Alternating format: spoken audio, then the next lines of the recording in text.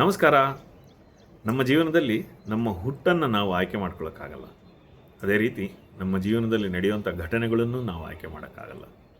ಹಾಗೆಯೇ ನಮ್ಮ ಇವತ್ತಿನ ಪರಿಸ್ಥಿತಿಯನ್ನು ನಾವು ಆಯ್ಕೆ ಮಾಡಿಕೊಂಡಿದ್ದಲ್ಲ ಅಂತ ನಾವು ಅಂದ್ಕೊಂಡಿರ್ತೀವಿ. ಆದರೆ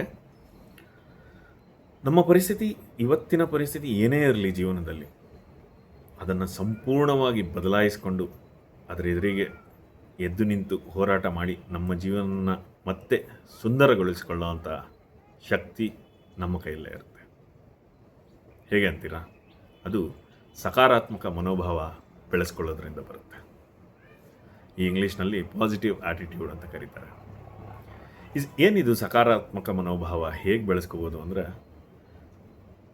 ವೆರಿ ಇಂಪಾರ್ಟೆಂಟ್ 3 ಅಂಶನ ಹೇಳೋಕ್ಕೆ ಇಷ್ಟಪಡ್ತೀನಿ. ಇದು 3ರಿಂದ ನಾವು ಜೀವನದಲ್ಲಿ ತುಂಬ ಚೆನ್ನಾಗಿ ನಮ್ಮ ಜೀವನನ ಪರಿವರ್ತನೆ ಮಾಡ್ಕೋಬೋದು. ಮೊದಲನೇ ಅಂಶ, ಸದಾ ಒಳಿತನ್ನೇ ಯೋಚಿಸೋದು. ಹೇಳೋದು ತುಂಬ ಸುಲಭ, ಆದರೆ ಅಭ್ಯಾಸ ಮಾಡ್ಕೊಳ್ಳೋದು ಸ್ವಲ್ಪ ಕಷ್ಟ ಆಗುತ್ತೆ.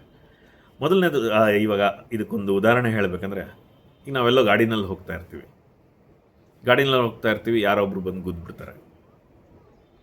ನಾವಲ್ಲಿ ನಿಂತ್ಕೋಬೇಕಾಗಿ ಬರುತ್ತೆ. ನಮ್ಮ ಎಲ್ಲೋ ಆಫೀಸ್ಗೆ ಹೊರಟಿರ್ತೀವಿ, ಏನೋ ಯಾವುದೋ ಕೆಲಸದ ಮೇಲೆ ಹೊರಟಿರ್ತೀವಿ, ಒಂದು ಚಿಕ್ಕದೇನೋ ಒಂದು ಆಗುತ್ತೆ. ಅಲ್ಲಿ ನಿಂತು ಅಲ್ಲಿ ಸಿಕ್ಕಾಪಟ್ಟೆ ಟೆನ್ಷನ್ ಆಗುತ್ತೆ, ಅಲ್ಲಿಂದ ಮನಸ್ಸು ಕೆಡುತ್ತೆ, ಅಲ್ಲಿ ಏನಾಗುತ್ತೆ ಅದನ್ನೆಲ್ಲ ನೋಡಬೇಕು. ಇಂಥ ಒಂದು ಕೆಟ್ಟ ಪರಿಸ್ಥಿತಿನಲ್ಲೂ ನಾವು ಒಳಿತನ್ನೇ ಯೋಚನೆ ಮಾಡೋದನ್ನು ಅಭ್ಯಾಸ ಮಾಡ್ಕೋಬೋದು. ಹೇಗೆ?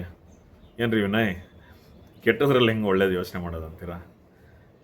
ಅದರಿಂದ ಇದು ಆ ಥರ ನಾವೇನು ಹೆಂಗೆ ಒಳ್ಳೆಯದನ್ನು ಯೋಚನೆ ಮಾಡ್ಬೋದು ಕೆಟ್ಟದ್ರಲ್ಲಿ ಅನ್ನೋದಕ್ಕೆ ಉದಾಹರಣೆ, ಈಗ ಅಲ್ಲೇನೋ ಒಂದು ನಮಗೇನೋ ಒಂದು ಗಾಡಿಗೇನೋ ಸ್ಕ್ರ್ಯಾಚ್ ಆಯಿತು, ಅಥವಾ ಏನೋ ಒಂದು ಚಿಕ್ಕದೊಂದು ಏನೋ ಅನಾಹುತ ನಡೆದೋಯ್ತು.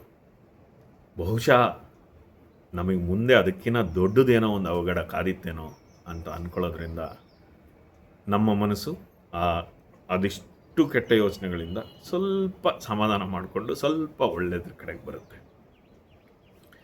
ಇದು ಭಾಳ ಸುಲಭ ಅಂತ ನಾನು ಹೇಳ್ತಾ ಇಲ್ಲ, ಮನಸ್ಥಿತಿನ ಹೆಂಗೆ ಬದಲಾಯಿಸ್ಕೊಳ್ಳೋದು ಅನ್ನೋದಕ್ಕೆ ಒಂದು ಚಿಕ್ಕ ಉದಾಹರಣೆ ಅಷ್ಟೇ. ಇದರಲ್ಲಿ ಇನ್ನೊಂದೇನೆಂದರೆ, ಬಹಳಷ್ಟು ಜಾಗಗಳಲ್ಲಿ ಇದನ್ನು ನಾವು ಅಳವಡಿಸ್ಕೋಬೋದು. ಇನ್ನೊಂದು, ನಾವು ಸೋಲುಗಳನ್ನು ಅನುಭವಿಸಿದಾಗ, ಈಗ ಯಾವುದೋ ಎಕ್ಸಾಮ್ನಲ್ಲಿ ಚೆನ್ನಾಗಿ ಮಾಡ್ದಲೇ ಇದ್ದಾಗ, ಅಥವಾ ಎಕ್ಸಾಮ್ ಫೇಲ್ ಆದಾಗ, ಅಥವಾ ನಮ್ಮ ಜೀವನದಲ್ಲಿ ಲಾಸ್ಗಳಾದಾಗ, ತುಂಬ ನಷ್ಟಗಳು ಅನುಭವಿಸಿದಾಗ, ಬಿಸ್ನೆಸ್ನಲ್ಲಿರ್ಬೋದು, ಅಥವಾ ನಾವು ಕೆಲಸಕ್ಕೆ ಹೋಗ್ತಾ ಇರ್ತೀವಿ, ಕೆಲಸನೇ ಹೊರಟೋಯ್ತು, ಈ ಥರ ಪರಿಸ್ಥಿತಿ ಬಂದಾಗ ನಮಗೆ ನಾವು ಏನಂತ ಅನ್ಕೋಬೇಕಂದ್ರೆ, ಇದು ನಮಗೆ ಪ್ರಕೃತಿ ಕೊಡ್ತಾ ಇರೋಂಥ ಒಂದು ಸ್ಪಷ್ಟ ಸೂಚನೆ.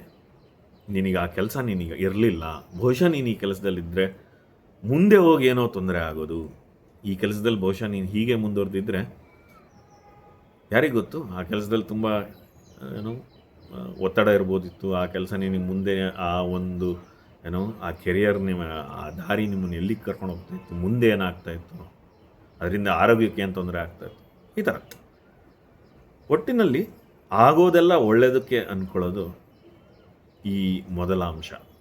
ಆಗೋದೆಲ್ಲ ಒಳ್ಳೆಯದಕ್ಕೆ ಅಂದ್ಕೊಂಡ್ರೆ ನಮ್ಮ ಕಷ್ಟಗಳನ್ನು ಎದುರಿಸೋ ಪರಿಸ್ಥಿತಿ ಸ್ವಲ್ಪ ಕಮ್ಮಿ ಆಗುತ್ತೆ. ಹಾಗಾಗಿ ನಮಗೆ ಆ ಮನೋಭಾವ ಸ್ವಲ್ಪ, ಈಗ ನಾವು ಮನಸ್ಸಲ್ಲಿ ಅಂದ್ಕೊಂಡ್ಬಿಟ್ಟಿರ್ತೀವಲ್ಲ ತುಂಬ ದೊಡ್ಡ ಸಮಸ್ಯೆ ಅಂತ, ಅದು ಸ್ವಲ್ಪ ಕಮ್ಮಿ ಆಗುತ್ತೆ. ಆಗೋದೆಲ್ಲ ಒಳ್ಳೆಯದಕ್ಕೆ ಅಂತ ಅಂದ್ಕೊಳ್ಳೋದು. ಎರಡನೇದು ಬಹಳ ಮುಖ್ಯವಾದ ಅಂಶ ಅಂತಂದರೆ, ದೂಷಿಸೋದನ್ನು ನಿಲ್ಲಿಸೋದು. ನಮ್ಮ ಜೀವನದಲ್ಲಿ ನಮ್ಮ ಸುತ್ತಮುತ್ತಲಲ್ಲಿ ನಾವೇ ಎಲ್ಲದಕ್ಕೂ ಯಾರನ್ನಾರು ದೂಷಿಸ್ತಾ ಇರ್ತೀವಿ. ಬೇಕಾದ್ರೆ ಕೇಳಿ ನೋಡಿ, ಯಾಕಪ್ಪ ಲೇಟಾಗಿ ಬಂದೆ, ಅಯ್ಯೋ ಯಾಕೆ ಟ್ರಾಫಿಕ್, ಯಾಕೆ ಹೇಳ್ತೀರ ಕತೆ, ಯಾಕಪ್ಪ ಎಲ್ಲಿ ಕರೆದ್ರೂ ನೀನು ಬರೋದೇ ಇಲ್ಲ, ಅಯ್ಯೋ ನನ್ನ ಸಂಸಾರದ ಕತೆ ನಿಮಗೇನು ಗೊತ್ತು, ನಮ್ಮ ಮನೆಯವಳು ಎಲ್ಲೂ ಬಿಡೋದಿಲ್ಲ. ಈ ಥರ ಏನೋ ಒಂದು ಅದಕ್ಕೊಂದು ಇದಕ್ಕೊಂದು ಏನೋ ಒಂದು ದೂಷಣೆ ಇರುತ್ತೆ.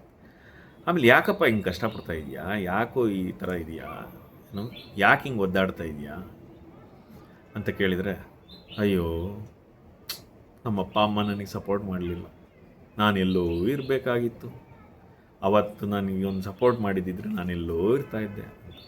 ಹೀಗೆ ಒಂದೊಂದು ವಿಷಯಕ್ಕೆ ಒಂದೊಂದನ್ನು ದೂಷಿಸೋದು. ನಾನು ಭಾಳಷ್ಟು ಕೇಳ್ಪಟ್ಟಿರೋದೇನೆಂದರೆ, ಈ ಥರ ಅಪ್ಪ ಅಮ್ಮನ ದೂಷಣೆ ಮಾಡೋದು ಸುಮಾರು ಜನ ಜೀವನ ಪೂರ್ತಿ ಮಾಡ್ತಾ ಇರ್ತಾರೆ. ನನ್ನದೇ ಒಂದು ಉದಾಹರಣೆ ಹೇಳಬಲ್ಲೆ. ನಾನು ಬೆಳೀತಾ ಇರೋ ಸಮಯದಲ್ಲಿ ನನಗೆ ಏನು ಸಿನಿಮಾ ರಂಗದಲ್ಲಿ ಕೆಲಸ ಮಾಡಬೇಕಂತ ತುಂಬ ಆಸಕ್ತಿ ಇತ್ತು. ನಾನು ನನ್ನ ಪ್ರಯತ್ನ ಮಾಡಿ ಬೆಂಗಳೂರಿಗೆ ಬಂದಿದ್ದೆ. ಅದೆಲ್ಲ ಒಂದು ದೊಡ್ಡ ಕಥೆ, ಇನ್ನೊಂದು ಸಲ ಹೇಳ್ತೀನಿ. ಆದರೆ ಆವಾಗ ನನಗೆ ಸಿಗಬೇಕಿದ್ದಂಥ ಬೇಸಿಕ್ ಸಪೋರ್ಟ್ ಆವಾಗ ಸಿಕ್ಕಿರಲಿಲ್ಲ ಅನ್ನೋದು ನನ್ನ ಚಿಕ್ಕ ವಯಸ್ಸಿನಲ್ಲಿ ತುಂಬ ನಾನು ಯಾವಾಗಲೂ ದೂಷಣೆ ಮಾಡ್ತಾಯಿದ್ದೆ. ಅಯ್ಯೋ, ನನಗೆ ಯಾರೂ ಸಪೋರ್ಟ್ ಮಾಡಲಿಲ್ಲ, ಅಯ್ಯೋ ಇದು ಮಾಡಲಿಲ್ಲ. ಸುಮಾರು ವರ್ಷ ನಡೀತದು ನನಗೆ ಅದರ ಒಂದು ಅರಿವು ಆಗೋ ತನಕ. ಆಮೇಲೆ ಯಾವತ್ತು ನನ್ನ ಜೀವನದಲ್ಲಿ ನಾನು ಅರ್ಥ ಮಾಡಿಕೊಂಡೆ ಅದಕ್ಕೆ ನಾನೇ ಕಾರಣ ಅಥವಾ ನನ್ನಿಂದನೇ ಅದಾಗಿದ್ದು, ನಾನು ಬೇರೆಯವ್ರ ಮೇಲೆ ಅವಲಂಬಿತ ಆಗಿರಬಾರ್ದಾಗಿತ್ತು ಅಂತ ಅರ್ಥ ಆದಮೇಲೆ ನನ್ನ ಜೀವನ ಬದಲಾಯಿತು. ಇರಲಿ, ಅದೊಂದು ದೊಡ್ಡ ಕಥೆ, ಇನ್ನೊಂದು ಸಲ ಹೇಳ್ತೀನಿ. ಹಾಗೆ ಪ್ರತಿಯೊಂದಕ್ಕೂ ಯಾರನ್ನಾರು ದೂಷಿಸೋಕ್ಕೊಂದು ದೂಷಣೆ ಪಟ್ಟಿ ಅಂತಲೇ ಮಾಡ್ಕೊಂಬಿಟ್ಟಿರ್ತೀವಿ ಜೀವನದಲ್ಲಿ. ನೀವು ಯಾರನ್ನಾರು ಏನಾರು ಕೇಳಿ, ಈಗ ನಿಮ್ಮ ಜೀವನದ್ದೇ ನೀವು ಯೋಚನೆ ಮಾಡಿ ನೋಡಿ. ಎಲ್ಲದಕ್ಕೂ ನಾವು ಯಾರನ್ನೋ ಒಬ್ಬರನ್ನ ದೂಷಣೆ ಮಾಡೋದಕ್ಕೆ ಕಾಯ್ತಾ ಇರ್ತೀವಿ. ನಿನಗೇನಕ್ಕೆ ಇದಿಲ್ಲ, ಇನ್ನೊಬ್ಬರು ಕಾರಣ. ಇದೇನು ಮಾಡಿಲ್ಲ, ಅದು ಇನ್ನೊಬ್ಬರು ಕಾರಣ. ಪ್ರತಿಯೊಂದನ್ನು ಚಿಕ್ಕ ಚಿಕ್ಕ ವಿಷಯಗಳನ್ನು ನೀವು ಯೋಚನೆ ಮಾಡಿ ನೋಡಿ. ಒಂದೊಂದು ದೂಷಣೆ ಇವತ್ತೇ ನೀವು ಯೋಚನೆ ಮಾಡಿ ನೋಡಿ, ಎಷ್ಟು ದೂಷಣೆಗಳು ಮಾಡಿದ್ದೀರಾ ಅಂತ. ಯಾರನ್ನಾರು ದೂಷಿಸಿರ್ತೀರ. ಹಾಗೆ ಈ ದೂಷಿಸೋದನ್ನು ಬಿಡಬೇಕು. ಆಮೇಲೆ ಬಲು ಮುಖ್ಯ ಏನಂದರೆ, ಇದನ್ನು ಬಿಡೋದಕ್ಕೆ ಹೆಂಗೆ ಸಾಧ್ಯ ಅಂದರೆ, ಫಸ್ಟು ನಮ್ಮ ಜೀವನದಲ್ಲಿ ಒಪ್ಕೊಳ್ಳೋದು ಕಲ್ತ್ಕೋಬೇಕು. ಹೌದು, ಆಗಿದ್ದಾಗಿದೆ, ನಾನು ಪ್ರಯತ್ನ ಮಾಡ್ಬೋದಿತ್ತು, ಅಥವಾ ಆಗಿದ್ದಾಗೋಗಿದೆ, ಇನ್ನು ಮುಂದೆ ಏನಾಗಬೇಕು ಅದನ್ನು ನಾನು ಮಾಡ್ತೀನಿ. ನಾನು ಏನೇ ಆಗಿರಲಿ, ಎಷ್ಟೇ ಕೆಳಗಡೆ ಬಂದಿರಲಿ, ಅಥವಾ ಏನೇ ಕಷ್ಟದಲ್ಲಿರಲಿ, ಏನೇ ತೊಂದರೆ ಆಗಿರಲಿ, ಯಾರಿಂದನೇ ಆಗಿದೆ ಅಂತ ನಾನು ಅಂದ್ಕೊಂಡಿದ್ರೂ ಪರವಾಗಿಲ್ಲ, ನಾನು ಇನ್ಮೇಲಿಂದ ಅದನ್ನು ಸರಿಪಡಿಸ್ಕೊತೀನಿ, ನಾನು ಮುಂದೆ ಬರ್ತೀನಿ ಅನ್ನೋ ಮನೋಭಾವನ ಬೆಳೆಸ್ಕೋಬೇಕು. ಈ ದೂಷಿಸೋದನ್ನು ನಿಲ್ಲಿಸಿದಾಗ ಮತ್ತು ನಮ್ಮ ಜೀವನದ ಜವಾಬ್ದಾರಿಯನ್ನು ನಾವೇ ಒಪ್ಪಿಕೊಂಡು ತಗೊಳ್ಳೋದ್ರಿಂದ ನಾವು ಮುಂದಿನ ಸಾಧನೆ ಬಗ್ಗೆ ಯೋಚನೆ ಮಾಡೋದಕ್ಕೆ ಅನುಕೂಲ ಆಗುತ್ತೆ. ಹಾಗೆ ಮೂರನೇ ಮುಖ್ಯವಾದ ಅಂಶ ಆತ್ಮವಿಶ್ವಾಸ.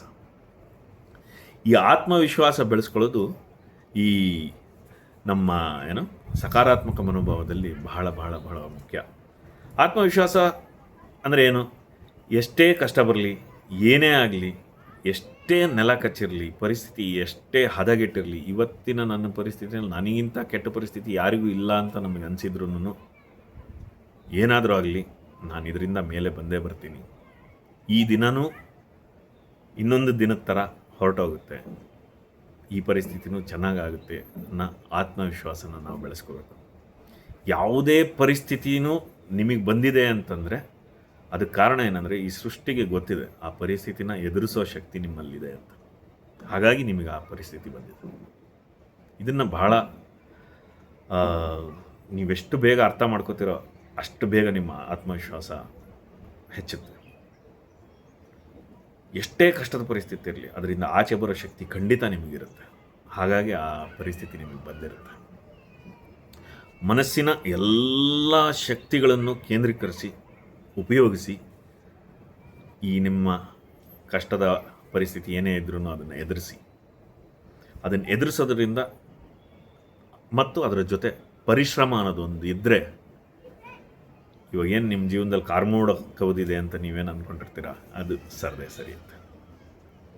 ಇದು 3 ವಿಷಯ ನೀವು ಬೆಳೆಸ್ಕೊಂಡ್ರೆ, ಒಂದು ಸದಾ ಒಳ್ಳೆಯದನ್ನೇ ಯೋಚಿಸೋದು, ಎರಡನೇದು ದೂಷಿಸೋದನ್ನು ಬಿಟ್ಬಿಡೋದು, ಹಾಗೂ ಇರುವ ಪರಿಸ್ಥಿತಿಯನ್ನು ಒಪ್ಕೊಂಡು ಮುಂದೆ ಆಗುವ ಕೆಲಸದ ಬಗ್ಗೆ ಗಮನ ಕೊಡೋದು, ಮೂರನೇದು ಸಂಪೂರ್ಣ ಆತ್ಮವಿಶ್ವಾಸದಿಂದ ಏನೇ ಪರಿಸ್ಥಿತಿ ಇದ್ರೂ ಮುನ್ನುಗ್ಗುವಂಥ ಮನಸ್ಸು ಮಾಡೋದು. ಇದಿಷ್ಟನ್ನು ನಾವು ಮಾಡಿದರೆ ನಮ್ಮ ಜೀವನ ಇವತ್ತಿಗೇನೇ ಇರಲಿ, ಆದರೆ ಇಲ್ಲಿಂದ ಮುಂದಕ್ಕೆ ನಮಗೆ ಬೇಕಾದಂಗೆ ಜೀವನನ ಬದಲಾಯಿಸ್ಕೋಬೋದು. ಒಳ್ಳೆಯದಾಗಲಿ.